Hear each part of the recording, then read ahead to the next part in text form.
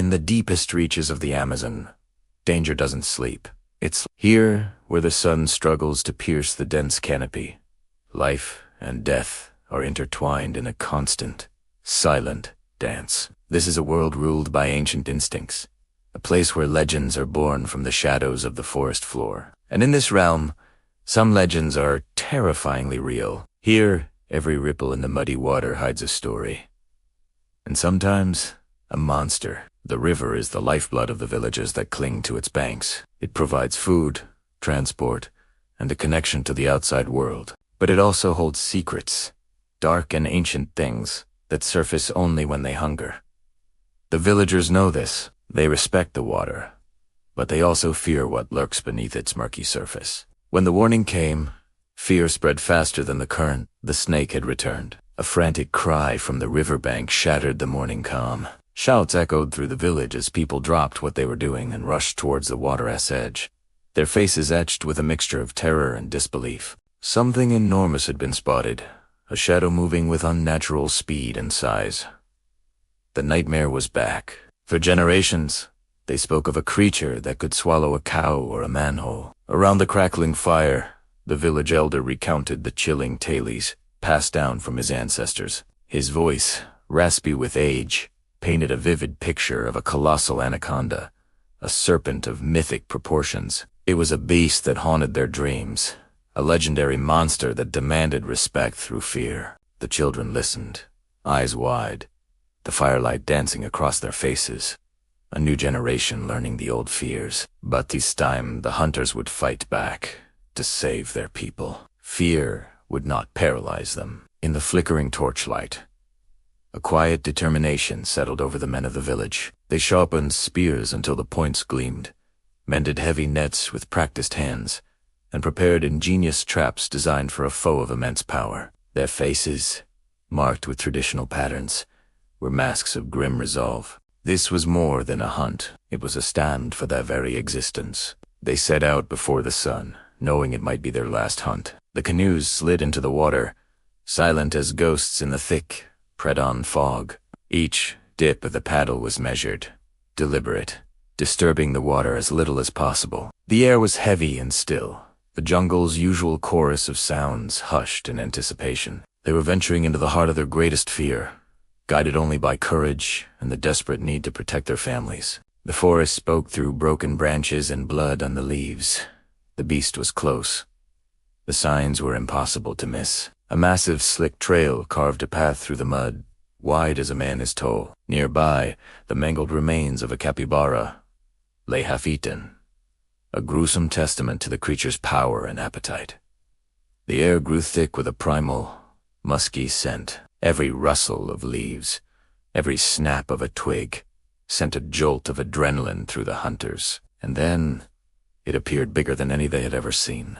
The water ahead of them rippled, not from the wind, but from something colossal moving beneath. Leaves on the overhanging branches trembled. Slowly, a massive, patterned head broke the surface, its eyes like polished obsidian. It slid from the water onto the bank, its immense, green and black body unfolding endlessly from the river's depths. It was the legend, made flesh. Man and serpent, two predators face to face. The hunters silently fanned out, forming a semicircle around the behemoth. Spears were raised, muscles tensed. The anaconda, coiled and powerful, watched them with an unblinking, ancient intelligence. The humid air was so thick with tension, it felt hard to breathe. In this primal arena, under the gaze of the ancient trees, the ultimate standoff had begun. Speed against instinct. One mistake could mean death. With a hiss that sounded like air escaping a giant bellows, the snake lashed out. Its head moved with astonishing speed, a blur of green and black. It struck not at a man, but at a fallen log, splintering the decaying wood with the force of a battering ram. The hunters scattered, dodging the powerful strike, their own attack plan instantly set into motion by the beast's aggression. It was not a hunt anymore. It was war. The riverbank erupted into chaos. Water and mud flew as the giant snake thrashed, its powerful body a whirlwind of destruction. The hunters moved in, jabbing with their spears, trying to find a weakness in its thick, armor-like scales. Shouts and the terrifying hiss of the serpent mingled with the splash of the churning water. It was a brutal, desperate battle for dominance. For a heartbeat, the jungle held its breath. In their frenzy, a young hunter slipped in the mud and fell. Before he could scramble away, a thick coil whipped around his leg, trapping him. The snake began to drag him towards the water, its immense strength undeniable. His eyes widened in pure terror. For a single, horrifying moment, it seemed the monster would claim its first victim, as his friends watched in helpless horror.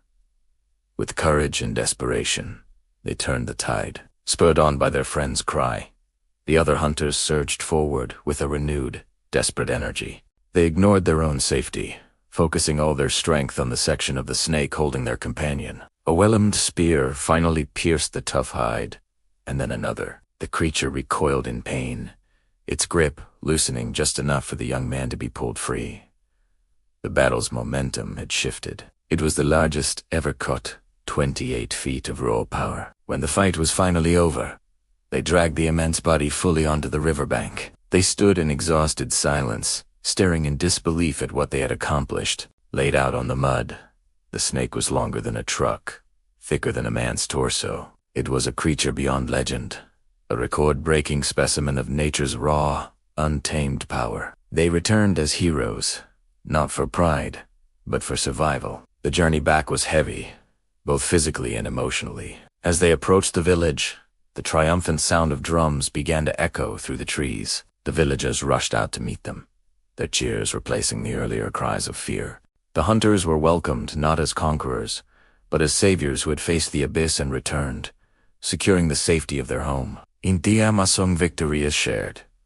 Every life taken feeds another. That night, the village gathered around a great fire, the air filled with the aroma of cooking meat, the sounds of singing, and the rhythmic beat of drums. It was a celebration of life, a feast of survival. They gave thanks to the forest spirits, understanding the harsh but necessary cycle of their world, where taking one life meant sustaining many others. He reminded them, "Strength without respect brings ruin." The old elder moved through the celebration, his presence bringing a moment of solemnity. He blessed the hunters, sprinkling sacred herbs into the fire, the fragrant smoke rising into the night sky. His words were a quiet but firm reminder that their victory was a gift from the forest, and that true strength lay not in killing, but in respecting the powerful forces they lived alongside.